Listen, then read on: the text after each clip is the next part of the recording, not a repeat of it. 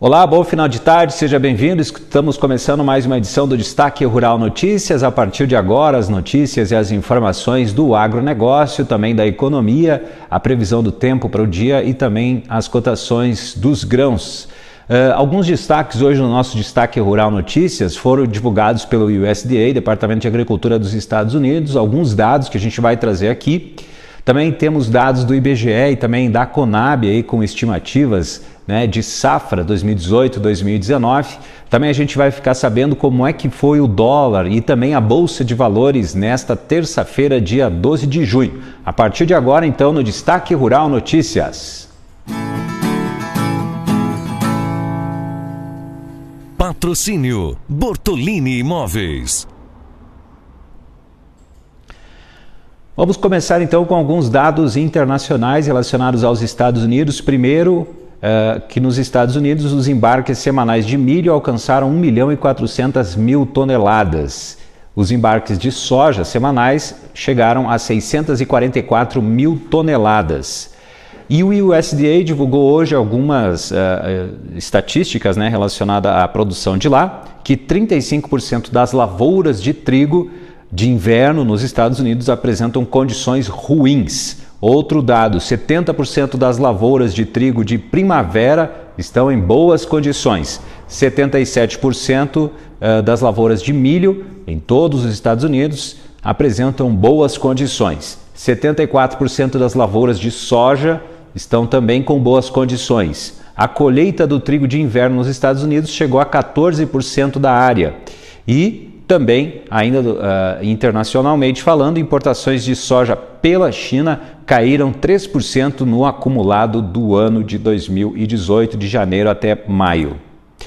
Hoje também foi divulgado pelo IBGE o levantamento da safra, né, de 2018-2019. O levantamento faz parte do levantamento sistemático da produção agrícola divulgado pelo IBGE hoje, que se refere ao mês de maio. E a safra agrícola de 2018 deve totalizar 228,1 milhões de toneladas. Esse dado significa uma queda de 5,2% em relação à produção de 2017, ou equivalente aí a 12 milhões e 500 mil toneladas a menos.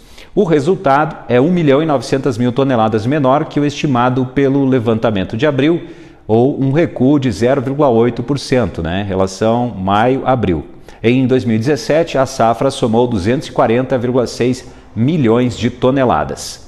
E a produção nacional de soja deve alcançar o recorde histórico de 115,8 milhões de toneladas neste ano. O resultado é 0,7% maior do que o obtido em 2017, segundo o IBGE. No caso da área colhida, o aumento deve ser de 2,6%. Em relação à safra do milho, deve encolher 15,1% em 2018, com queda de 7,3% na área. O arroz recua de 7% na produção e redução de 3,6% na área colhida. O arroz, milho e soja são os três principais produtos agrícolas do país, responsáveis por 92,9% da estimativa da produção brasileira em 2018, apurada pelo IBGE, e 87% da área a ser colhida. A média diária de exportação de soja em grão caiu de 588,3 mil toneladas em maio para 411,3 mil toneladas nos 6 primeiros dias úteis de junho, representando aí um recuo de 30,09%. A média diária do mês, até o momento, também está abaixo da observada no mesmo período do ano passado, 438 mil toneladas. Já a média diária de embarques de farelo caiu 59,97%, de 78,7 mil toneladas no mês passado para 31.500 toneladas na parcial deste mês. Este número está abaixo das 66,2 mil toneladas da média de junho do ano passado. No acumulado de junho de 2018, o volume embarcado foi de 2.468.000 toneladas de soja e 189.300 toneladas de farelo. E a quebra na segunda safra de milho no Paraná motivou a revisão na estimativa para a safra agrícola brasileira deste ano. Isso porque a perda com o grão no estado foi de 2,2 milhões de toneladas em virtude da estiagem. Como resultado, a previsão para a produção de grãos do país encolheu 1,9 milhão de toneladas na passagem de abril para maio, como eu divulguei agora há pouco pelos dados do levantamento sistemático da produção agrícola do IBGE. A estimativa de produção nacional de milho totalizou 84,6 milhões de toneladas em maio, ou 2,3% menor que a de abril, e reflete então a redução na produção do Paraná, que caiu 2,2 milhões de toneladas, ou 18,3% a menos. A produção brasileira de grãos na safra 2017-2018 vai se confirmando como a segunda maior da história. Agora a gente vai falar dos dados da Conab, né? Segundo a Companhia Nacional de Abastecimento, totaliza 229,7 milhões de toneladas, ou uma queda de 3,4% se comparar à safra passada 2016-2017, que foi recorde de 237,7 milhões de toneladas. Então esses dados aí fazem parte do 9º levantamento da Conab, que foi divulgada hoje. Com relação à estimativa do mês passado, a previsão da Conab se corresponde aí a uma diminuição de 2,9 milhões de toneladas, ou queda de 1,2%. E o plantio da safra 2018 de trigo atingiu 83% até ontem, dia 11. Isso significa um avanço de 5 pontos percentuais ante a semana anterior. Estou me referindo à produção no Paraná. Isso porque esse dado foi divulgado pelo Departamento de Economia Rural, a DERAL, da Secretaria de Agricultura do Paraná hoje. No mesmo período do ano passado, 75% da safra de cereal estava plantada. Conforme o departamento, 76% das lavouras estão em boa situação, ante 74% na semana passada. A proporção de plantações em condição média passou de 21% para 19%, e a de lavouras em condição ruim permaneceu em 5%. Ainda conforme a DERAL, a colheita da safrinha de milho se manteve em 1% pela segunda semana consecutiva. Há um ano atrás, o percentual colhido também era de 1%. A proporção de lavouras em boa situação ficou em 33% das plantações, comparada a 35% da semana anterior. Já o percentual de lavouras em condição média subiu para 46%, há uma semana estava em 44%. E a proporção de plantações em situação ruim continuou em 21% das áreas. A colheita do milho verão cresceu 1 ponto percentual e atingiu 100%. Além disso também, as usinas e destilarias do sul do Brasil processaram 32,38 milhões de toneladas de cana-de-açúcar na segunda quinzena de maio da safra 18-19. O volume é 2,18% maior que o total de toneladas moídas no mesmo período da safra passada. O levantamento foi divulgado pela UNICA, que é a União da Indústria de Cana-de-Açúcar, e mostra também aí o impacto da greve dos caminhoneiros que ocorreu durante o período, segundo a própria UNICA. E as entregas de fertilizantes para o consumidor final também diminuíram, 27,3% no mês de maio, se comparar com o mesmo mês do ano passado. Somou aí 1.782.000 toneladas, segundo a ANDA, que é a Associação Nacional para a Difusão de Adubos. A entidade diz que o resultado negativo também é reflexo da paralisação dos transportadores rodoviários. As entregas nos 5 primeiros meses do ano também caíram 4% na comparação anual, para 9,843 milhões de toneladas. E as exportações do Rio Grande do Sul no mês de maio do agronegócio como um todo totalizou 1,772 bilhões de dólares, sendo 1,358 bilhão apenas em produtos do agronegócio, o equivalente aí a 76% do total. Esse dado foi divulgado hoje, pela Federação de Agricultura do Estado, a FARSUL. Foram 2.625.000 toneladas de produtos agropecuários embarcados no mês passado, e a receita de 1,358 bilhões superou em 10,8% ao igual período do ano passado. As exportações do complexo soja cresceram 13,8%, com destaque para os grãos, cuja venda somaram 758 milhões de dólares, 12,8% a mais. Depois o farelo de soja subiu 1,6%, o óleo de soja 263% a mais. Já os embarques de carne recuaram 27,8%. O maior peso foi da carne de frango, que caiu 32,8%. A carne suína também caiu bastante, 41,5% de queda. Para a Farsul, esse resultado se deveu aos embargos sofridos pelos produtos no mercado internacional e também à greve dos caminhoneiros. E em relação à avicultura, tem um dado aqui importante, que é da Confederação da Agricultura e Pecuária do Brasil, a CNA, que um comitê formado pela CNA, também pelo Ministério da Agricultura e pela ABPA, que é a Associação Brasileira de Proteína Animal, começou a discutir ontem as revisões das normas técnicas da avicultura brasileira. O grupo está com o objetivo de analisar pontos como o controle e também o monitoramento da salmonela, além da exportação de carne e frango para a Europa e a certificação internacional. A CNA vai coordenar esse grupo, mas também será criado outro para discutir a imagem da carne de frango, segundo a CNA e o Grupo Técnico de Defesa Sanitária da entidade. De acordo com o vice-presidente da ABPA, Rui Vargas, a entidade tem uma lista de prioridades para readequar o setor dentro das condições normais de trabalho e recuperar os prejuízos que a avicultura teve nos últimos 2 anos. Agora a gente vai ter um comentário. Destaque Rural Notícia traz agora a palavra de José Luiz Tejon. Ele é conselheiro fiscal do Conselho Científico Agro Sustentável e também diretor do Núcleo de Agronegócio da ESPM. Vamos ouvir. Amigas e amigos, que bela encrenca, né? Vivemos neste mundo conturbado. Não é só no Brasil, em todos os lugares do planeta. A última reunião do G7, o Mr. Trump fez lá também uma bela cena, típica de uma comédia ou de uma farsa. Mas os dramas, os problemas, eles fazem parte do mundo, e o mundo é uma sucessão de poderes de incômodos.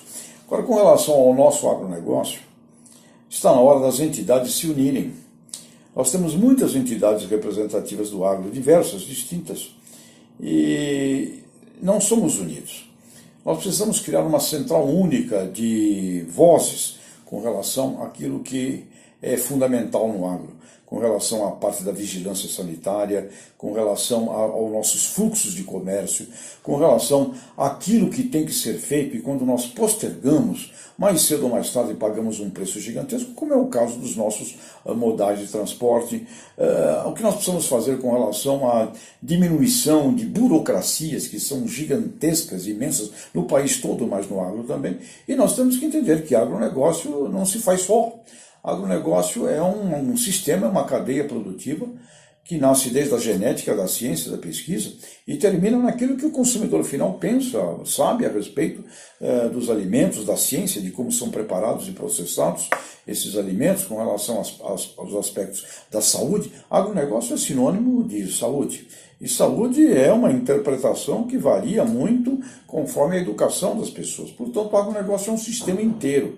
E nós precisamos, no mínimo, colocar juntos a categoria dos produtores rurais, a categoria da ciência e da tecnologia que os antecede, a categoria do cooperativismo, sagrado e fundamental, a categoria da agroindústria processadora. Não podemos esquecer que a agroindústria, o Brasil, é o maior cliente da agropecuária brasileira. O nosso mercado interno, a agroindústria, os supermercados têm que participar disso. Portanto, nós precisamos, no agronegócio, termos uma reunião das vozes, termos pelo menos 10 ou 12 aspectos conjuntos em que todo mundo fala a mesma coisa, e para isso nós precisamos de um porta-voz que se relacione com a sociedade urbana, porque o Brasil, em 2030, 89% do Brasil é urbano. Não existe mais essa coisa de rural e urbano. Tudo virou uma coisa só, e o agronegócio é uma atividade sistêmica que envolve todo um processo Se este processo, se uma parte deste processo não for compreendida, trabalhada e entendida, um elo dessa corrente quebra todo o resto das correntes. Então nós estamos no agronegócio condenado a uma gestão sistêmica. Está na hora das nossas entidades representativas, as nossas associações, as nossas confederações se reunirem numa voz única em função daquilo que precisa ser feito e que o governo nos siga, e não ao contrário. Está na hora de mudarmos a liderança do agro. Muito bem, vamos agora às informações de economia.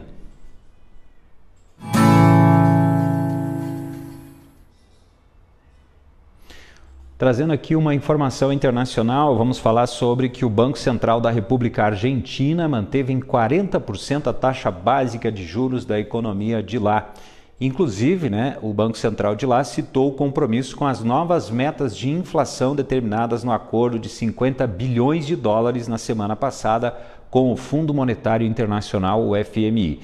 O cumprimento dessas novas metas se vê favorecido por um novo desenho de política monetária, no qual se destacam a eliminação das transferências do Tesouro, a recompra de letras intransferíveis por parte dele e o compromisso do Poder Executivo de elevar o Congresso a um projeto de reforma constitucional que consolide o funcionamento de um Banco Central mais independente. Essas foram as palavras em nota do Banco Central da Argentina.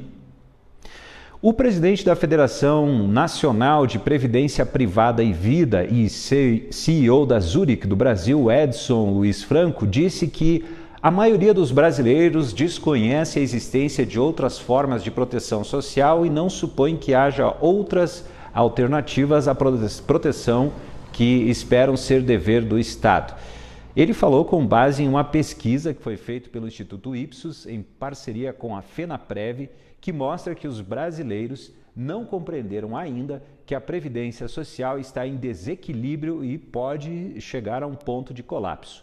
Prova disso, segundo o executivo, é que 51% ainda acredita que o sistema é sustentável.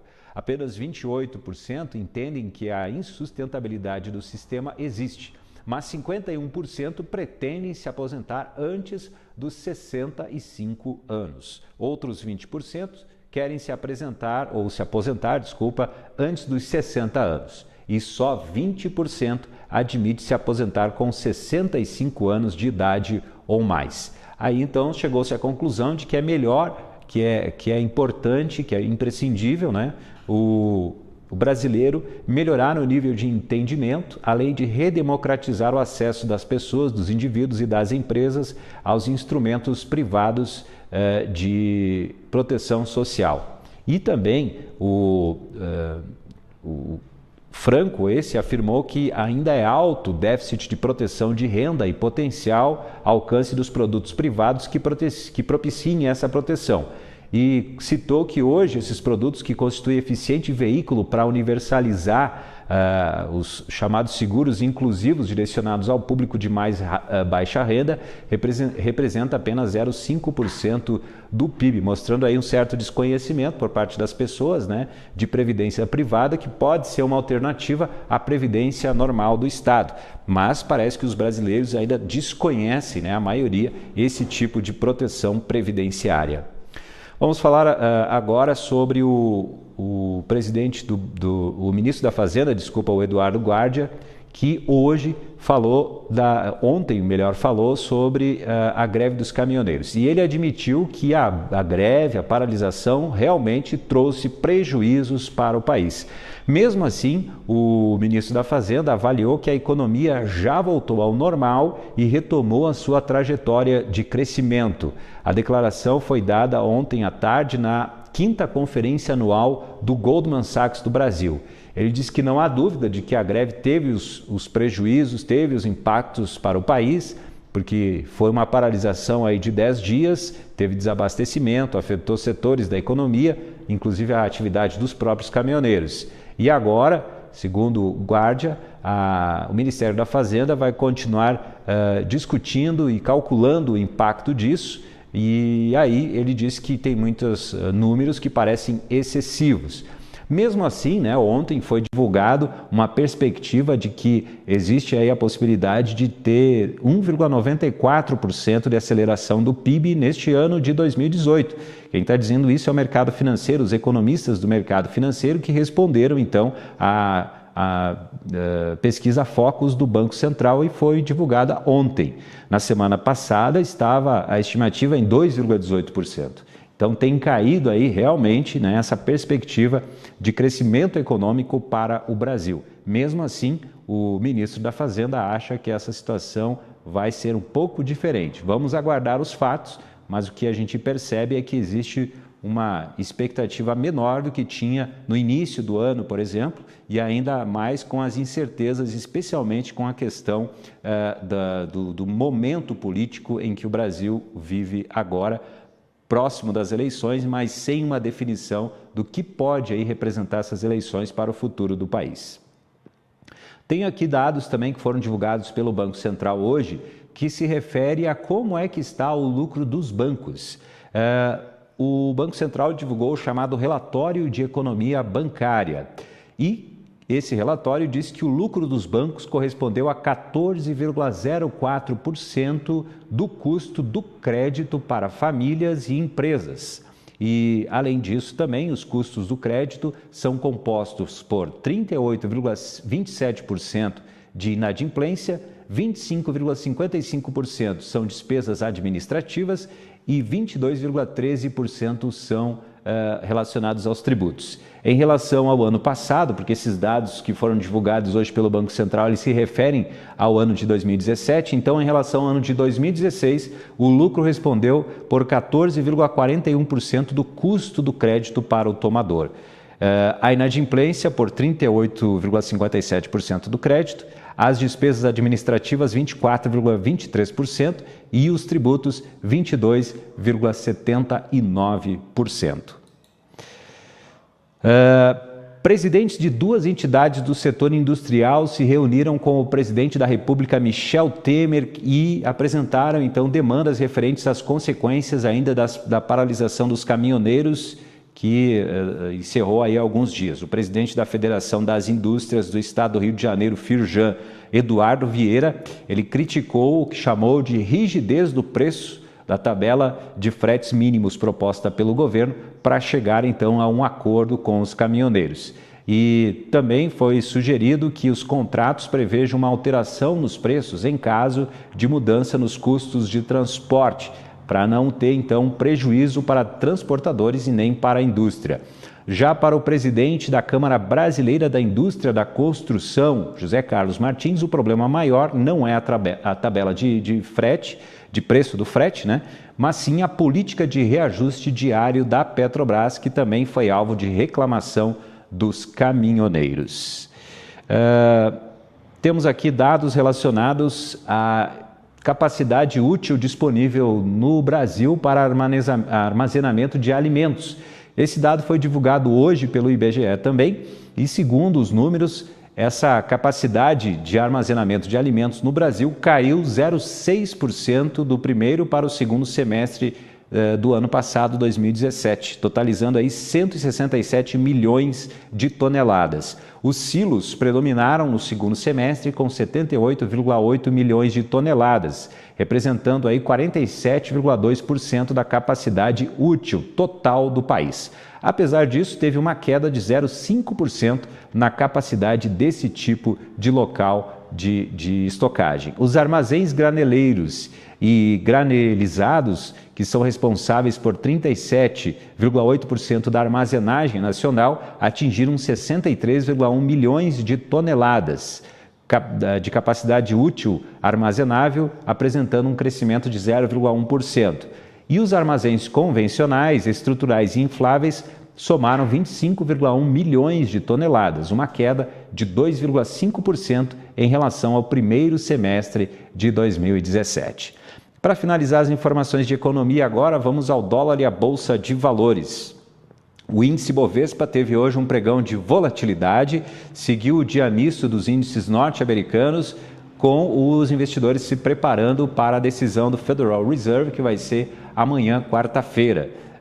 Enquanto isso, né, o câmbio no Brasil Em relação ao câmbio, o Banco Central precisou reforçar a sua atuação durante a tarde, mas não conseguiu manter a moeda na sua mínima do dia, apesar de um novo recuo. Então vamos lá, o benchmark da Bolsa Brasileira fechou com leve alta hoje de 0,62%, aos 72.754 pontos. O dólar comercial recuou 0,52%, cotado a R$ 3,70, R$ 3,7075 na venda. Vamos agora ao clima?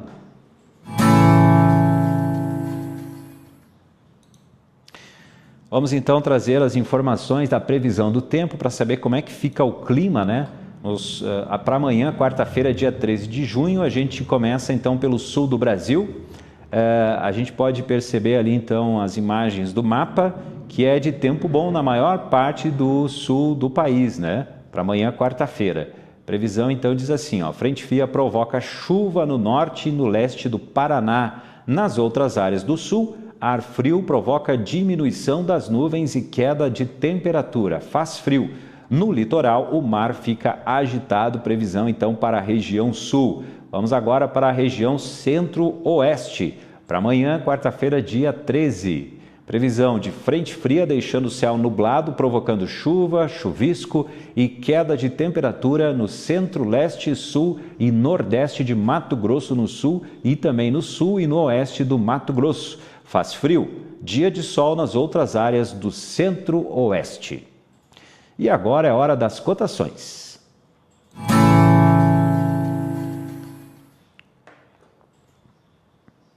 Vamos começar então com as cotações para o farelo de soja em Ponta Grossa. Cotações do dia de hoje, né? Hoje é dia 12 de junho de 2018. Estou aqui atualizando então as cotações para a gente chegar e passar essa informação aqui para a gente... Bom, enquanto vai carregando aqui as cotações, só quero lembrar de um evento que vai acontecer nos dias 15 e 16, né, nessa semana, que é o terceiro Fórum Estadual do Agronegócio, Situação e Perspectivas. Faltando então 4 dias, como eu já disse antes, o evento acontece nos dias 15 e 16 de junho, vai ser no Gran Palazzo Centro de Eventos, em Passo Fundo. No dia 15 de junho, que vai ser na sexta-feira, às 13 horas e 45 minutos, o engenheiro agrônomo mestre Dirceu Gassen vai falar sobre o manejo fitossanitário de culturas de lavoura. Quem quiser mais informações e também fazer as inscrições, é só acessar o site www.incia.com.br. Vamos então agora às cotações. Quero começar aqui pelo farelo de soja em Ponta Grossa. Cotação de hoje, dia 12, R$ 1.450. O farelo de soja em Paranaguá, R$ 1.480. Agora a soja saca em Passo Fundo, R$ 77. Em Paranaguá, R$ 83. Em Rio Grande, R$ 82,50. E em Rondonópolis, R$ 69. Agora o milho saca em Passo Fundo, R$ 44,50. Em Ponta Grossa, R$ 43. Em Rondonópolis, R$ 28. Cotação do trigo Santa Rosa, tonelada, R$ 850. Dourados, R$ 1.030. Em Cascavel, R$ 1.000. E em Carazim, R$ 850. Vamos agora para o arroz. Saca arroz em casca Pelotas, R$ 37,35. O arroz em casca em Cachoeira do Sul, R$ 37,70. E em Jaraguá, R$ 36,50. Agora o feijão. Feijão carioca em Ponta Grossa, R$ 107,50. O feijão preto em Santa Maria, R$ 115. E o feijão preto em Lagoa Vermelha também, R$ 115. Saindo do feijão, vamos para o boi gordo agora. A arroba em Barretos, R$ 137. Em Tocantins, a arroba R$ 126. E o boi gordo no Rio Grande do Sul, R$ 4,90. O suíno vivo em todo o estado do Rio Grande do Sul, R$ 2,80. E no interior do Rio Grande do Sul, R$ 3,17 o quilo. E o frango, no Rio Grande do Sul, frango vivo R$ 3,00 o quilo e em São Paulo R$ 3,20. Com as cotações, então, ficamos por aqui com mais uma edição do Destaque Rural Notícias. Lembrando que você pode acompanhar o nosso programa ao vivo de segunda a sexta-feira, sempre às 18 horas. Também, depois o programa fica gravado nas redes sociais da Destaque Rural. Falando nisso, você pode participar, deixando o seu comentário, fazendo a sua pergunta, dando sugestões de assuntos também para o Destaque Rural Notícias. E se você quiser saber mais notícias e informações sobre o agronegócio, também você pode acessar o portal, o site destaquerural.com.br. Até amanhã, um forte abraço, obrigado pela sua audiência. Patrocínio Bortolini Imóveis.